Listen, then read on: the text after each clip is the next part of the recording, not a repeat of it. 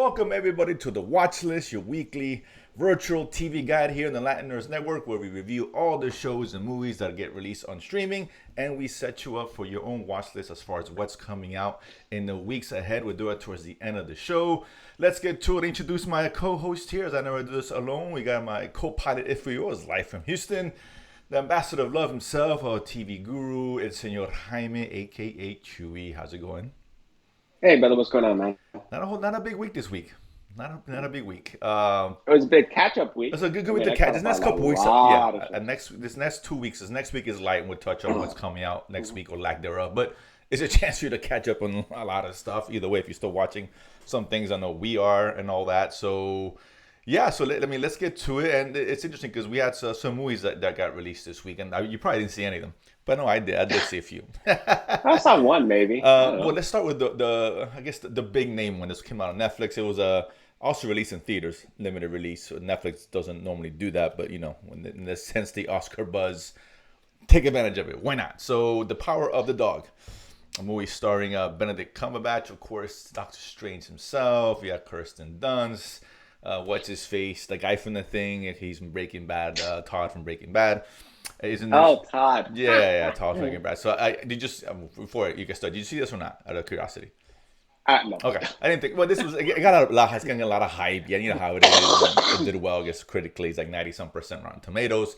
Whatever. Basically, Cumberbatch and the Breaking Bad guy, the brothers who own a cattle ranch, and Cumberbatch is basically a dick. He's just an asshole, right? Basically, what he is. And I was watching the first. Strange. Yeah, it's a 2-hour flick, and I'm watching this. I'm like, okay, so the first hour and a half it's.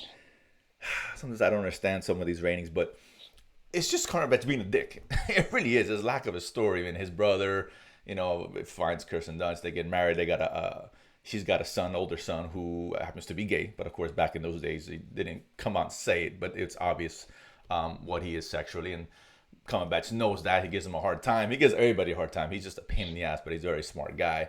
And I'm thinking, and there's really not a lot of story here. I'm like, dude, what am I watching? Just okay, he's being a dick. Great. He's great in it, no doubt. But okay, can we get a little more here? The story starts to pick up on the last 30 minutes when he starts kind of building a relationship with the son, right? Of which he was at odds at first. And like, okay, I think I know where this is going. Okay, great. They could have cut this movie down to an hour and a half, but then the ending happens. And I was like, okay, the ending really saved this because the way it ends, very dark, and it harks back to something with the first line in the film. And like, oh shit, okay, you put it together. It kind of saved the film. Not enough to I'm saying go watch it, but it's probably gonna catch some Oscar buzz. So when that happens, people tend to go back and watch all these Oscar movies after they get nominated to see what the hype's about. This is one. It's not a strong recommend. It's not a bad film. It's very layered. I get it, but it's just slow. It just really is. But the ending, if you watch it, the ending will at least satisfy it. It really. It's like okay, that was almost worth the 2 hours I spent. Almost. So, but that being said, I'm not sure I'm really gonna recommend it straight outright. It is well made. Don't get me wrong. Another one too. I know you didn't see this one. This one I just caught last second. I saw, what the hell. Another one I got released, very limited release in theaters. First time director of a movie called Coming Home in the Dark. I know you didn't see this one because this was basically we have a family who's out, somewhere in Europe and they're vacationing, whatever, and they come across these two strangers that begin to terrorize them. So it's kind of built like a psychological horror film, as you will. And it's an hour and a half.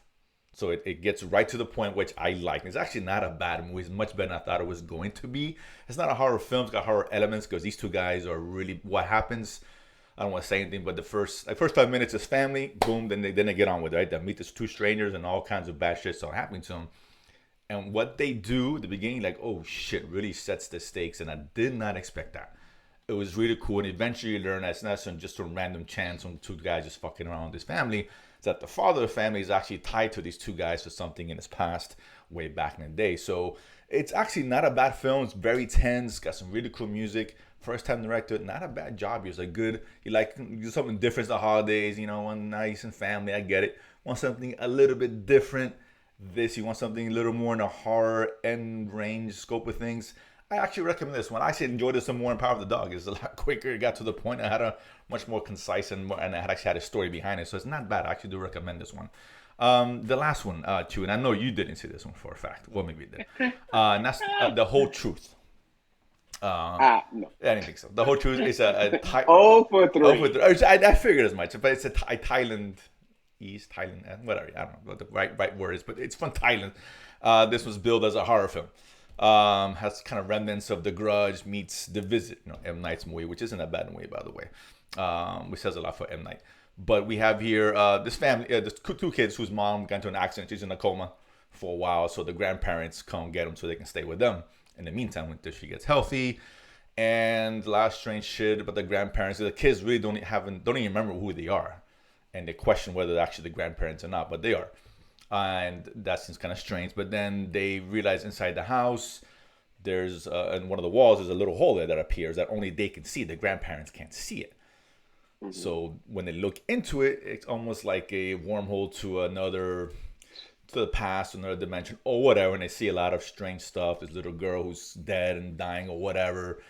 A lot of sounds, a lot of creepiness that goes on. So it's a cool premise. But yeah. It's a big negative, man. It's a really cool idea, but if it wants to be a horror movie, it needs to be scary, and it's not. So that's already a big whiff on their end. But it's 2 hours long, and a horror movie should be an hour and a half, hour 45 at best.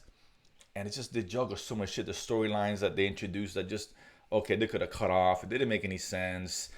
The CGI, when you use some of the ghost stuff, whatever, it's really bad. Or makeup or whatever that they did. It's just not good. This is why Korea is so successful, because they take more time and they put more production value in what they do, which is why they have so much success with some of this shit.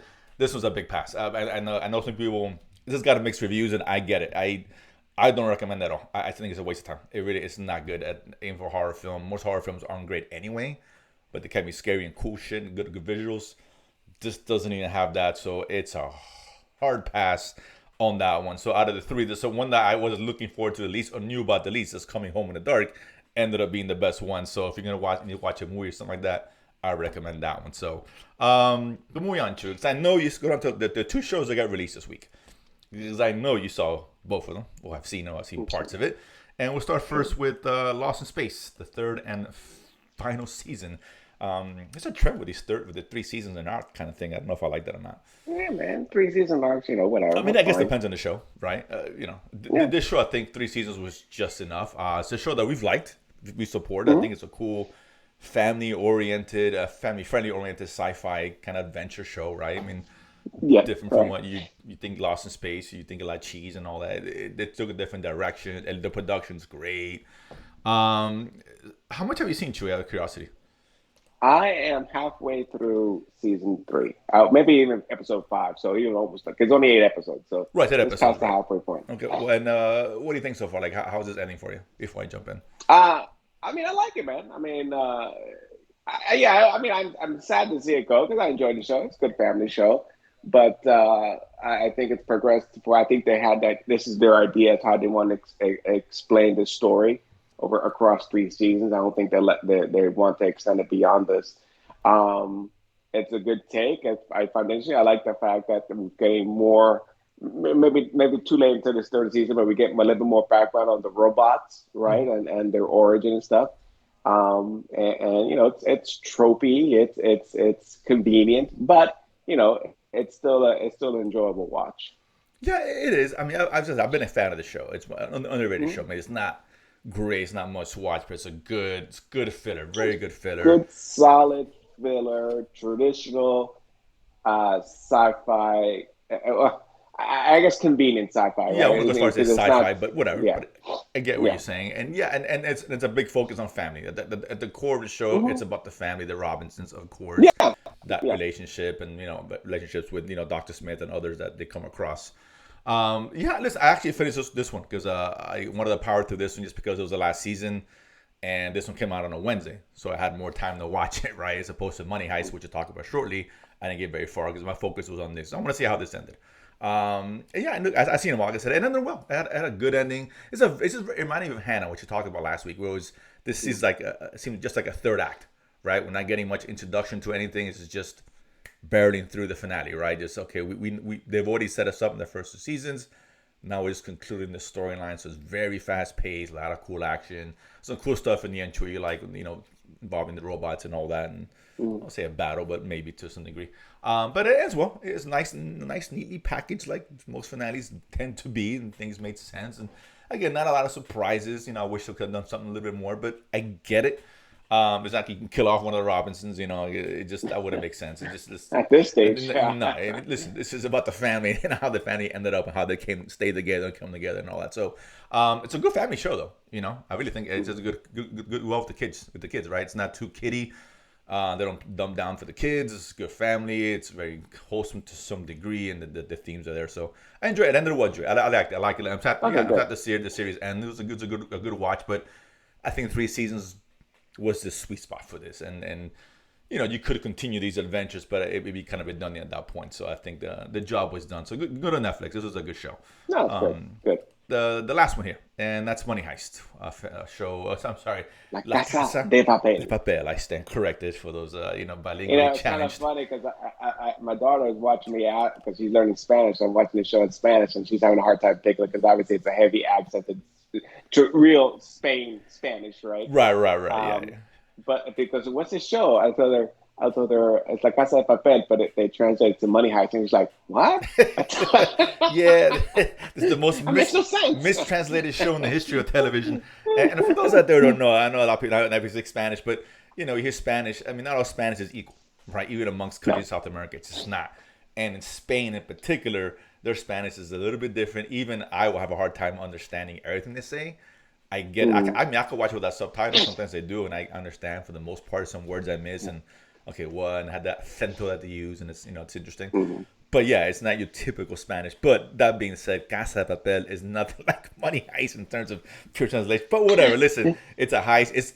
Money Heist is catchy, right? Some bitch I'm in, right? It's a heist, and that's what the show has been about. And it's a really good show. I think it's one of the Netflix most popular shows worldwide. I think it has been. Internationally, absolutely, yeah. Like worldwide, so much so, I think they announced they were doing a prequel. I'm not sure if it was a prequel series or a follow-up series on one of the characters. Right, I heard, yeah, because how many have you seen, out of curiosity, so far? I mean, it's only, is it 5 episodes? I'm at 7. I think. Oh, she almost done. I think it's like 8. I've only seen, I only saw. No, no. Well, I thought the last part was two 5 episode arcs. Oh, right. So maybe 10. Well, either way, you're close to the end. I was focusing on Lost in Space. I saw a couple just to kind of get me started. I figured this week is light, so I can, I can watch it, take my time. I figured let me just binge one and take my time on the other. Because I think Money Heist is a better show than Lost in Space at the end of the day. It's a different show, but I think so personally. If I recommend one, I would recommend Money Heist over the other. Better show, but I think I talked about this when we talked about part 1 was they need to bring closure to this, right? But because this last, the first 2 seasons was on the bank heist, right? Right. And he thought that was the end, and then they bring it back. But I think to me, I think it's gone a little long in the tooth just on focusing on this particular gold heist. Probably, and I don't disagree with that. And I think this is the right time to end the show. I mean, I haven't heard about the ending, so I don't know if I assume it closes and we get a true finale here, right? I hope they do. I would hope so. I don't want to. I mean, prequels fine, whatever. Do what you gotta do. I'm not a big fan of prequels, but whatever. But overall, I think it's been a consistent show, right? It's a fun show. It's good.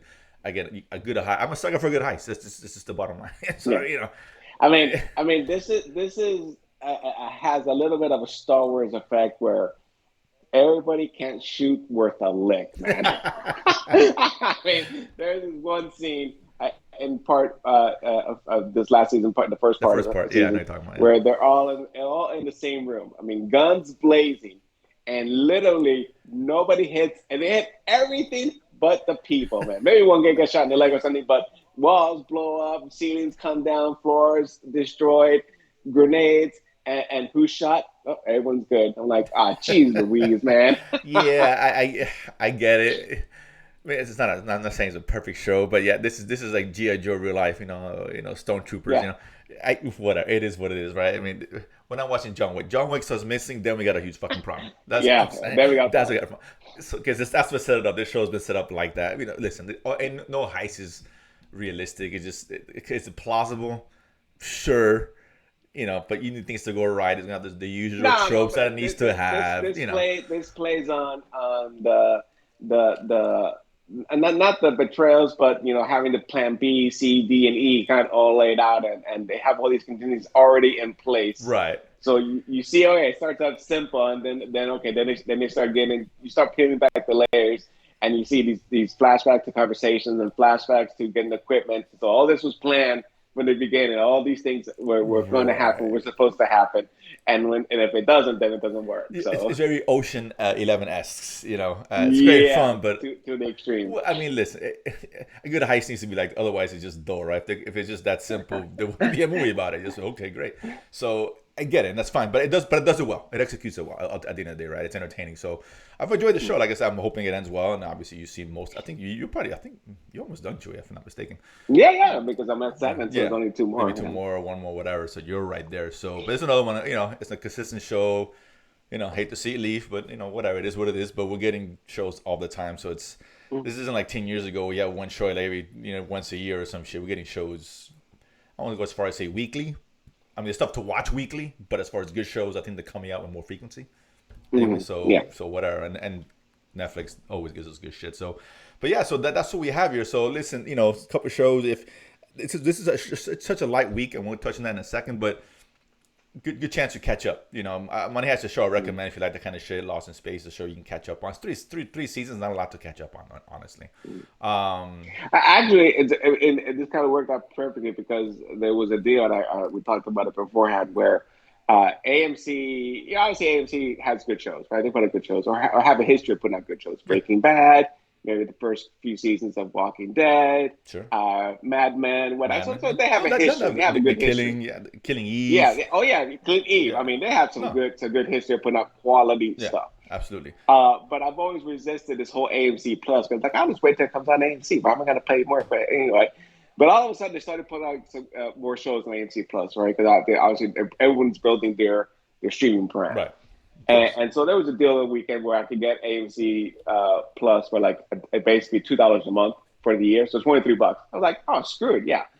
Because there were several shows that I've been wanting to watch, but I've held off because I didn't want to pay the full, the monthly fee, just for a few shows. I mean, but for $23, oh yeah, no, it's not a bad deal. Yeah, and there's one I was going to mention later, but we can mention it now that I'm going to go back. We want to go back and watch, and that's Kin. Yes. We're starring here. You show here Mark Murdock, of course, Daredevil. Charlie Cox, right, the actor. And I heard good things about it. You mentioned, I didn't know what it was. I read some reviews, and everyone's been really liked the show a lot. I'm like, okay. Yeah, I think it's sort of, it was not sort of perfect, but it's got 100% critic rating and 83% audience rating. So that's pretty damn good. That's pretty good, yeah. So for any drama. Yeah, we're gonna watch it. We'll talk about this next week to see if again, Gangs in London is another one. The tagline, Gangs in London. We absolutely we just love. We saw that show last year, and we were like, we went gaga. Yeah, Gangs in London was must watch. Absolutely brutal. Yeah. It was raw. It was graphic. I mean, it was like. Walter White to get a degree. No half measures across the board, man. But I will say I am worried about the new season of Gangs in London only because Gareth Edwards is not going to be involved in the project. Gareth Edwards, who created it, was a showrunner, directed a couple episodes, wrote some of the episodes, who directed things like The Raid 2, which I absolutely just love in terms of action. Phenomenal, and his vision is all over this. Like it's splattered. His name's all over. No, this is Raid on steroids. Right. So it's. But now he's not gonna be involved in the project. People he's worked with are so that's a little concern with that. We'll see. But I mean, doesn't mean it's not gonna be good. It can still be great. Who knows? But Gangs in London's a show. Well, anyway, but that's later on this year. But I got it because you mentioned Ken, and I think some of the things I've seen they compared it to the Irish Sopranos. So it's got a gangster international feel to it and stuff. I think it has Littlefinger and some other actors. Yeah, Littlefinger from Game of Thrones is in there. Yeah, that's right. Yeah, the poster we have up now, it has Littlefinger on one of them. Yeah, Littlefinger's got the guy one guy who's been in that thing. I remember him he played Caesar in the two season run of HBO Rome. Great series, man. But that was so expensive they couldn't proceed. But he played Caesar in that one. We see him in lots of different shows and different spy shows and international movies and whatnot. But yeah, that's what I'm looking forward to. There's a couple other shows I want to watch. North Water that had Colin Farrell came out earlier this year, and The Bragg Dolls, which is looks like it's It's a murder mystery, serial killer mystery show that just dropped. It's still ongoing. But so, like I said, with 3 or 4 shows, I was like, okay, I'll commit the money. Let me go get it. And now this is a good time to catch up. Get this light going forward. Some light. Yeah, for sure. I'll give it a year for that. That's fine. That's what they. But I say I'll probably I'll probably watch Kin this week because we have a lot of time to watch stuff this week. So that'll be what I want to be focusing on. So we'll talk about that next week. But those shows come out next week. This is not a lot. This is a very light week. We got 2 films, and I'll start with that before we get to the main course. Both on December 10th, which is next Friday. We got one on Netflix, one on Amazon Prime. We got The Unforgivable, with Sandra Bullock. I think she directed it. I'm like, okay, looks interesting. Why not? She's always good. And then the other one is Being the Ricardos. Some explaining to do. Of course, the story about Lucille Ball and Desi Arnaz. Of course, in the times when she's doing Lucy, we got it's Nicole Kidman, who's amazing, and Javier Bardem. Come on. So that alone is, and J.K. Simmons is in it. He plays the guy who played Fred, the actor. Yeah, who doesn't love J.K. Simmons. So Javier Bardem plays Ricky Ricardo. Ricky Ricardo, yeah. And then Nicole Kidman, Lucille Ball. So it looks good. So that comes out on the 10th. It's being released on theaters, and Amazon at the same time. So those 2 look interesting. So we'll definitely catch that. But the main event, obviously, that's on the 10th. Is all next Friday. So you have a whole week. Yeah, that we've been waiting for. The Expanse. That's right. Amazon Prime. The 5th, right? 6th, 5th or 6th. 6th. The 6th. The final season. I say final season in quotations because we're not. Well, obviously, it's not coming back on Amazon. Or maybe it does come back on Amazon. We're not. We know there's not going to be a season 7 next year. Right. They've stopped production on the show. What does that mean for the future? It's uncertain because the writers have more story to tell. Right? These first 6 seasons have covered the first 6 books in the series of 9, which the last one just dropped. Leviathan Falls just dropped this past week to, again, critical acclaim. So that kind of brings a closure to the series as a whole. Will they do 7, 8, 9? They want to. They think so. And there is an out. And spoilers, right? If anyone hasn't read the books, there is a very significant time jump between the end of 6 and the beginning of 7. So it's quite easily there's a way around where you don't have to continue it right now, right? You have some time. New characters, I assume, like not who we used to seeing, or. Well, I mean, the main characters. I mean, we still have Holden. Okay. We still have Wes. I mean, Amos. You gotta have Amos, man. The guy's bad. Of course, he's great. Alex is dead, obviously, so he died in the series for obvious reasons. So the book, but Bobby Drake. But there's some other, obviously there's interesting new characters because it's a big. I mean, I'm not talking about 6 months or a year. I mean, it's a significant time jump, right? So I got to see. If this stays true to the book, I'll see of book 6. How that ends and how that sets up for the future beyond this time frame. Okay, well, listen, we'll see. We'll see. Look, I'm looking forward to this. You've been a huge fan of the Expanse from the beginning.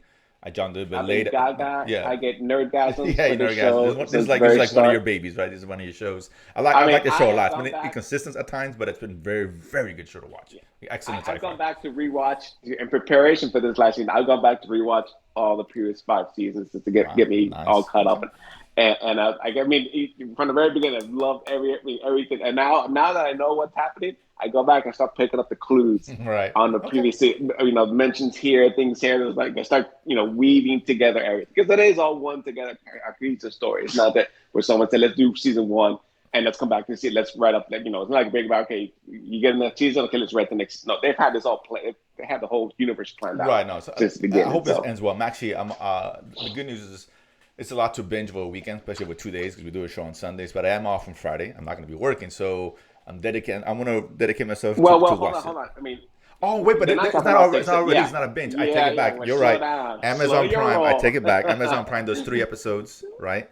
No, this is different because this one's only 6 episodes to the end. Okay, but so how many? We're going to get weekly. What? Weekly. They're not going to give us one at the beginning?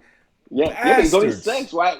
I mean, this is like Hawkeye, okay? But they can give us 2 at least. Only 1? Okay, so they may give us 2, but I know from what I heard, it's just 1. Okay. One. Well, that's kind of a shame. So all right. So then I take it back. So I got time to watch the other movies, I guess. Yes, you can enjoy. You can digest. We can evaluate. So we'll probably talk about this at the beginning. We'll probably talk about it at the end and see how it starts and compare how it ends. But with 6 episodes, I assume it's going to be something like we saw Hannah in Lost in Space, Done. where Go. it's very Go. fast paced. It's just wrap this up, right? Well, For the most it's part. going to cover the book in 6 episodes. The sixth book in the next episode. So season 5 held very true, probably the closest one to all the books as far as sticking to the source material, where they didn't have to deviate because the book was written so well that they didn't have to take liberties or make convenient changes to it. Right. Where other seasons they had to change things because they had to condense the story a little bit and mix things around. So the first one, yeah, and definitely the fifth one probably held true. So I expect that for these 6, they pack the whole book into these 6 episodes. Well, what I've heard is what we've seen. If you've seen any of the teaser or the main trailer, most of what you see in there is only in the first 2 episodes. I figured. So what we see, it's 90% of that, the 2 trailers, is just first 2 episodes. So they're not revealing a whole lot beyond what's going on. But you know what the layout is, right? We got the Free Navy. They got control of Medina Station. We knew a Martian faction was helping them. They've escaped. They've gone through the ring gate. And obviously, Mars is gone to shit, and Earth is even in bigger shit because they've had, megaton asteroid strikes. Right, that tackled the it ain't going well. Right, no, of it ain't course. going I assume so. But I'm excited. Excuse me, I'm excited. I'm looking forward to it. We'll talk about that in detail. Like I said, we'll probably talk about the show a couple of times towards the ending because, like most shows, most finales, it's all about how it ends, right? Game of Thrones, pay attention. Yeah. It's all about how it ends, right? So yeah, and it was glad to see Jay Martin to admit that he didn't like how it ended. Of course he didn't like how it ended. We get these stories. Years later, as you read the books, he said he pushed for HBO to give him 10 seasons. Right. And as we suspected, the Double J's just refused to budge. They were done. Yeah. They wanted out, and they were just going to wrap it up and get out of the way. Obviously. Shame on HBO. They said, okay, we'll give it to someone else to finish because you guys don't want to do it. I don't understand why they didn't say, okay, fine. You don't want to do anymore? Fine. We'll find someone else. Fine. Why is it that hard? Fine. I agree, but I get it. This is why these finales, they interest me. Like they have to end. They don't have to end great. They don't. Just end well, right? Put it together where it makes sense. What makes sense? Yeah, you invest your time in these 3, 4, 5, 6 seasons, whatever it is, depending on the show. You want to see a good ending, or you get vested in these characters. You want to see things end the right way. So, Dexter's another one that at least they have a redo, right? And I'm enjoying Dexter this season. Rewind. This is more about what I thought how Dexter should probably be ending as opposed to what we got. So. Hell, man, yes, I'm saying so. This last season is a big deal. This was that makes or breaks the show ultimately, right? It really does because it ends like shit. Mm-hmm. It sours what you see. It really ruins it. Game of Thrones. No one's ever seen it. I have a hard time recommending it because I feel back. I know what's gonna happen. It's unsatisfying. It's like you invest 8 seasons, 10, whatever, 6, 7 seasons, an hour-long show. It's just this is what we get. So it can be frustrating. So hopefully Expanse is a good show. I've liked it a lot. I know you've been a big fan. I'm sure you're even more vested than I am and hoping it wraps up the right way. So we'll talk about that. But that being said, that's what we got for this week. Not a lot, but there's some good stuff out there. Good time for all you guys to catch up. Go watch Arcane, Chewy. We show must watch. We put that on a must watch list. Foundations on a must watch list on Apple Plus. Only Murders in the Building. I'll keep harking on that show on Hulu as a must watch. Hawkeye. I'm watching Hawkeye. I like the last episode of Hawkeye. I guess you didn't. I know that was fine, but I say must watch. I'm saying must. And this Hawkeye's not. It's not a must watch. Okay. And there's plenty of things to watch on TV. Obviously, for 10 people who haven't seen Squid Game or Hellbound's great. Yeah, there's stuff out there, but as far as like this, I would say I finished Saved by the Bell. As did I. This is a good pleasure, but I like. I think you said it, but they know who they are. They are, and what and it's silly. It's funny. I mean, the last couple of episodes they make references to old things, but I like the 9th episode where they did a completely new song, complete different, all on not Bayside, but what was the other school? Valley. Valley. Yeah. And so like, that was like they called it Nick of Time or something. It was like it's a 7 belt. They call it Nick. That's when you know who you are. And you're not afraid to make fun of yourself and change things up just for a laugh. Right, I think 7 belts is I think the first season I don't think they knew what exactly they were trying to do. No. And here they're kind of relying. Okay, this is what we are. It's just relying. Whether it's good or bad, I'm not saying it's all good because it's not. But I laugh. I mean, that's all. It's a comedy. All you gotta do is make me laugh. Okay. Yeah. And it works. And it does not be great, but ultimately. I love when they're at the field day, they have the complete flashback, and so you see like Zach and all the characters coming back as they were young kids, and Mario Lopez with he doesn't have the wig, but whatever, he wears the Yeah, that black with the wig. Jericho wig, and Yeah, he looks fucking it same. looks it looks just. He's the only one who looks exactly the same. That fucking asshole. It's God. just the whole thing about the caffeine, Yeah. and obviously it goes back to the whole I'm so excited episode. It's always they make you, if you listen to that, like they always making Right. fun of If the you're a stuff like Saved that by the Bell everywhere. fan, the original, I think it's a worth a watch. You just don't expect greatness, but it's funny. I laugh, and that's ultimately that's like I said. Any comedy, all it has to like horror. All you have to do is be scary. All you get to be funny. That's it. And it's Mm-hmm. success. To what degree? Oh, That's debatable, but at least it's a there, success. there was one line also because obviously we know that the Saved by the Bell had a few seasons. They had it was a summer episode, it was a color episode, and one of the kids makes mention. Yeah, I think he's going to be a senior, and he said, "Yeah, I can't wait to spend the summer at the beach house or the beach resort." I'm like, Yeah, something by the sands or by the sea, whatever yeah, it yeah, was. this, Yeah, yeah. yeah, that was funny. And so it's constantly poking fun at itself if you listen carefully, Yeah, and it's that's just what makes it fun. That's it's what makes just it. yeah, That's what makes it fun. it's just so self-aware and it knows what it is, and that's great. So, but that's just what I recommend. Again, for fans of the show, if someone new, they're not going to get the same experience. They're not. No, They're not no, kids. no, It's not, and it's not a show that's really meant for kids anyway, right? no. I think that's one of the things where the show struggles is its identity. It knows what it wants to be, but who it's targeting is still kind of all over the place sometimes. Because there's a lot of bad words in there, which I didn't expect out of a show called Saved by the Bell, right? Like okay, fine. So Sure. it's not really meant for the same generation that when we grew up watching Saved by the Bell, right? It's not. It's not as like a wholesome show.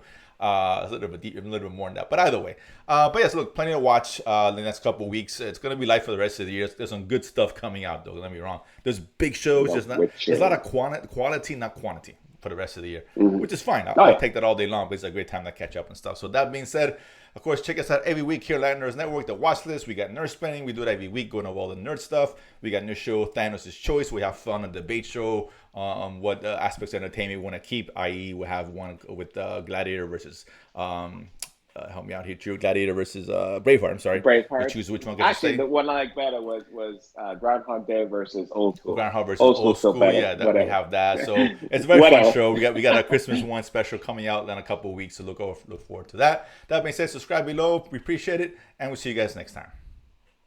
Peace.